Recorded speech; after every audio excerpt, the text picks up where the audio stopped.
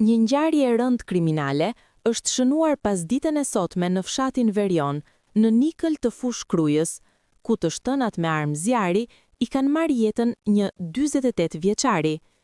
Viktima është identifikuar si Artur Çangu, i cili dyshohet se është qelluar për vdekje pas një konflikti me 33 vjeçarin Eduard Afmataj. Sipas të dhënave paraprake, ky i fundit ka përdorur armë zjarri duke e lënë të zdekur në vend.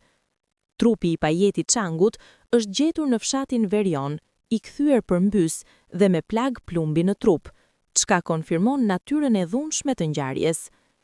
Nga informacionet e deritanishme, bëhet me dije se autori i dyshuar ka pasur lidhje familjare me viktimën, pasi ishte vëndër në fisin e tij. Dyshohet se mes tyre kishte pasur konflikte të mëparshme, të cilat kanë quar në përshkallëzimin fatal të situatës.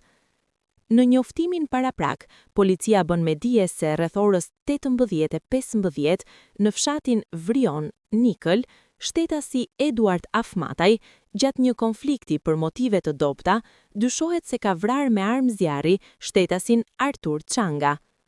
Menjëherë pas ngjarjes, shërbimet e policisë kanë mbërritur në vendin e krimit dhe kanë nisur kontrollet për kapjen e autorit të dyshuar, ndërsa grupi hetimor po punon për zbardhjen e plot të rrethanave dhe dokumentimin ligjor të rastit.